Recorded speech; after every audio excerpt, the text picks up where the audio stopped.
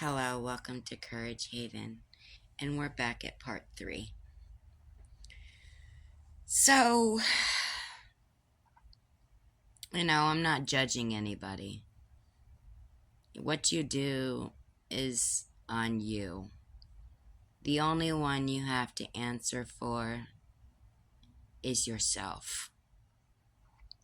I'm not judging anybody. Everybody goes through struggles and everybody goes through trials and tribulations. Everybody has a story. That's why I like to say never judge a book by its cover, because every book has a story. And every video I will be unbiased. Maybe I'll be biased towards the situation because of the cause that I'm trying to raise or whatever.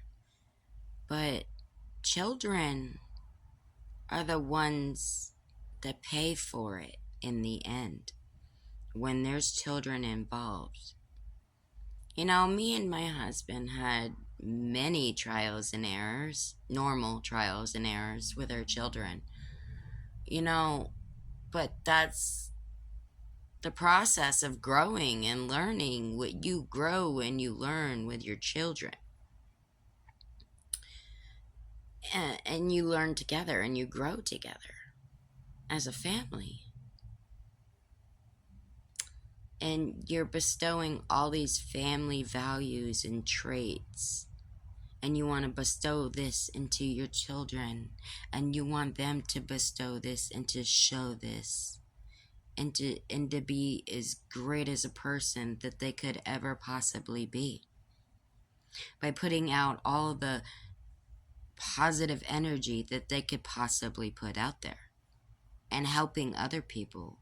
And in return, you're sitting there and you're proud because you're watching them do this.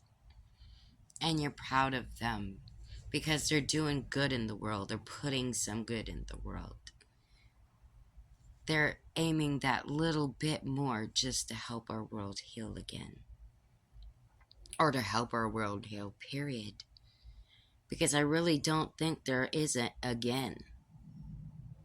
I think this would be the revolutionary first time that we'd help our world heal. Because like I said in the previous video, in one of my talk show videos, that when people say that, oh, it never happened back in the day, it did. You just never seen it. You never heard about it.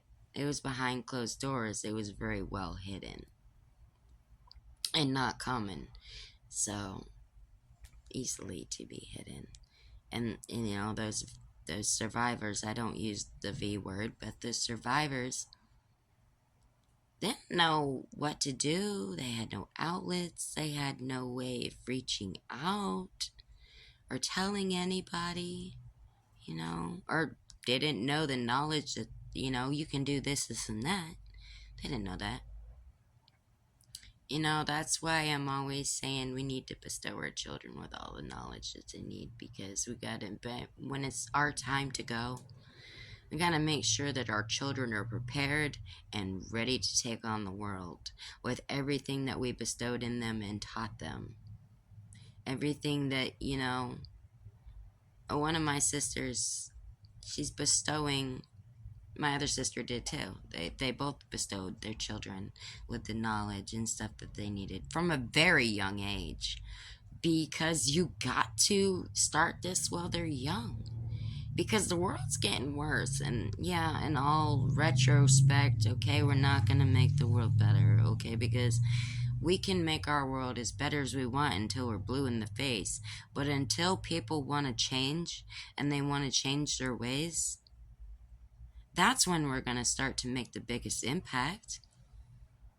When the people who are doing shady stuff and they're just not thinking of other people or, repercussions or none of that.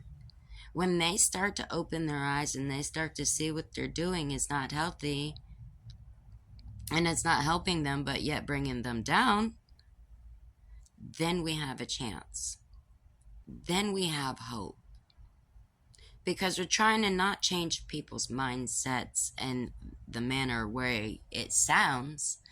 We're trying to help change people's mindsets in a good way, in a healthy way, you know, so that next person be like, oh, you seem like you're down today. Are you okay? Would you like someone to talk to? And, everybody needs that person. Even if it's a stranger walking down the road, if you see somebody that seems like they're upset or in their feelings, even if they don't want to talk to you, press a little bit. Because they might need you to press a little bit. Because they need that hope. They need that courage. They need that boost to kind of get them going. Like the Energizer Bunny keeps going, and going. But sometimes you got to recharge that battery. You got to give somebody something, a little something to go with. Be like, hey, get up off your butt and stop feeling sorry for yourself. You know what? You got this. And as long as you feel sorry for yourself, you're not going to go anywhere. You're on pause. I feel sorry for myself sometimes too with situations, but it's not helping us. It's really not. And when we have little children, and sometimes we're lost and we don't know what to do, or who can we turn to talk about these concerns that we have? Who do we have that's going to be there for us to help us, Like, you're struggling, you can't afford diapers, you can't afford... maybe you can start a GoFundMe, and say, hey, look, I'm really struggling. And, tell a little bit about just your story about, oh, he dipped out and left it all for me, or she dipped out and left it,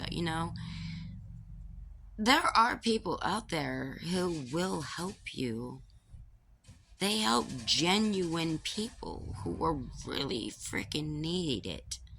Who need that push and need that boost of inspiration just to be able to hold on just a little bit longer. They need that because that's what's going to get them through the next day. I mean, I mess up like a soup sandwich emotionally, But me making these videos is not just me helping other people. I'm also helping myself too. Because I'm also talking to myself and I'm also telling myself the same thing I'm telling other people. I'm not excluded from any of this. Well, I'm excluded from the baby kid thing because I don't plan on having any kids anytime soon. I'm done for a while. But,